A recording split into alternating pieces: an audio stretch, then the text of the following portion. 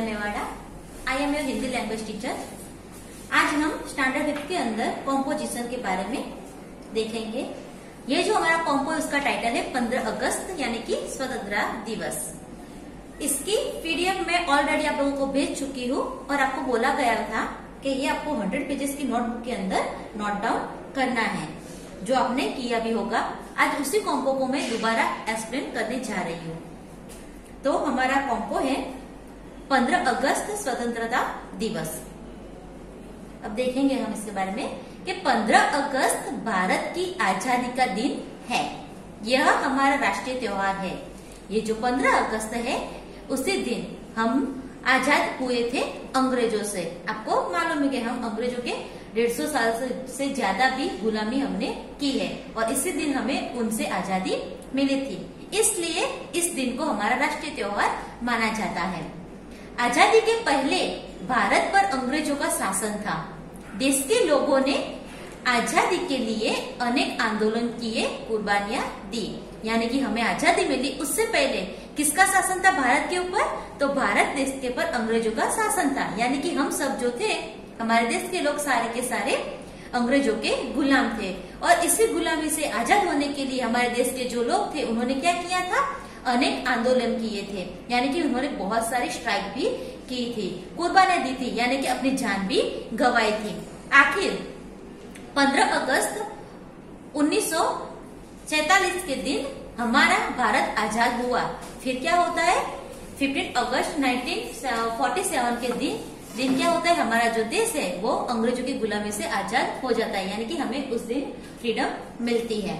इस दिन से अपने देश में अपना शासन शुरू हुआ और तब जाके इस दिन के बाद हम खुद गुलामी से आजाद होके अपना कोई भी निर्णय खुद ले सकते थे। यानी कि हमारा खुद का शासन हुआ, हम सब लोग आजाद हो गए थे।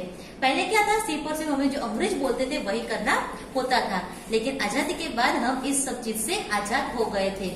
इस दिन की खुशी में हर साल 15 अगस्त का त्योहार देश भर में बड़ी धूमधाम से मनाया जाता है और इसी खुशी में हम हर साल 15 अगस्त के दिन ये जो त्योहार है 15 अगस्त वाला, वो बड़ी धूमधाम से मनाते हैं।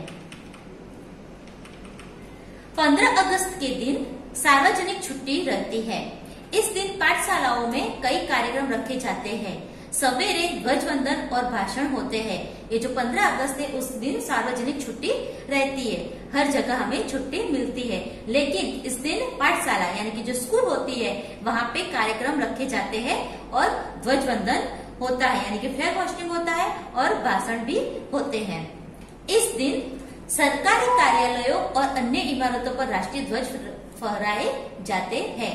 यानी कि 15 अगस्त के दिन जहाँ जहाँ सरकारी कार्यालय है और दूसरी इमारतें हैं, वहाँ पे राष्ट्रीय ध्वज यानी कि हमारा जो नेशनल फ्लैग है उसे लहराया जाता है। शाम को विविध जगह सभाएं होती हैं और नेताओं के भाषण भी होते हैं। इसी दिन को लेकर, हमारी हिस्ट्री को लेकर सभाएं होती है और वहाँ पे जो नेता होते हैं, जो लीडर होते हैं, वो कुछ ना कुछ भाषण देते रहते हैं। कई जगह सांस्कृतिक और मनोरंजन कार्यक्रम भी होते हैं। तो कई जगह आपने देखा होगा कि कभी स्कूलों में और किसी जगह पे, जैसे कि लाल किला है, वहाँ पे हर 15 अगस्त को और 26 जनवरी को मनोरंजन कार्यक्रम वहाँ पे होता है, सांस्कृतिक कार्यक्रम होता है। ऐसे सिर्फ वहाँ पे नहीं, हर स्कूल में और काफी जगह ये कार्यक्रम और सांस्कृतिक कार्यक्रम होते रहते हैं। इस दिन हमारे देश की राजधानी दिल्ली का रंग देखने लायक होता है। जैसे कि अभी मैंने बोला ना, तो वैसे ही वहाँ पे दिल्ली, हमारी जो राजधानी है, वहाँ का जो लाल किला है, उसका जो रंग देखने लायक होता है। लाल किले पर प्रधानमंत्री तिरंगा झंडा फहराते हैं।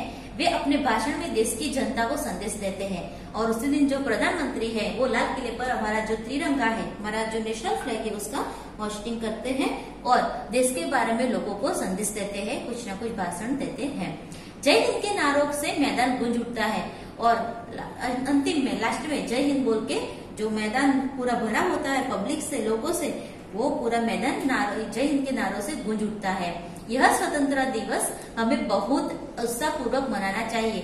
ये जो हमारा खुशी का दिन है, हमारी आजादी का दिन है, उसे हमें बहुत ही ज्यादा खुशी से और उत्साह पूर्वक मनाना चाहिए। ये जो हमारा कॉम्पो था 15 अगस्त का, वो यहाँ पे फिनिश होता है। हमने आगे कॉम्पो देखा, अब दूसरी है स्टोरी। यानी कि यहाँ पे कुछ रूपरेखाएं दी है उसे देखेंगे, उसको पढ़ेंगे, उसको समझेंगे, उसके बाद उसको फॉलो करते हुए हम इसके ऊपर स्टोरी यानी कि वार्ता कहानी लिखेंगे।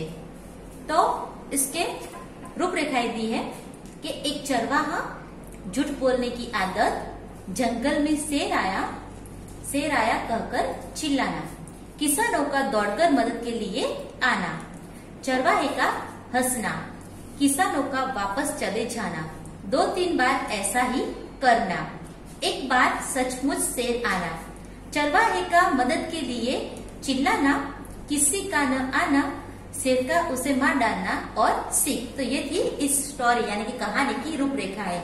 इसके अंदर हमें लास्ट में क्या लिखना है, सीख यानी कि क्या मोरल है वो लिखना है, और उसके बाद हमें इसका जो टाइटल है यानी कि जो स्टोरी का शीर्षक है उसके बारे में लिखना है। तो इसका शीर्षक क्या दिया है यहाँ पे, झूठ का फल। अब हम ये कहानी देखेंगे कि कनकपुर नामक गांव में एक चरवाहा रहता था।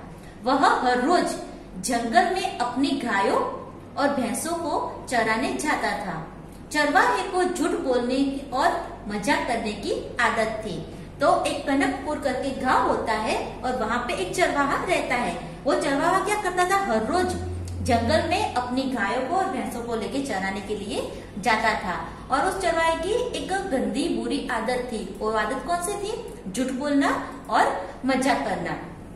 एक बार वह अपने जानवरों को लेकर जंगल में गया।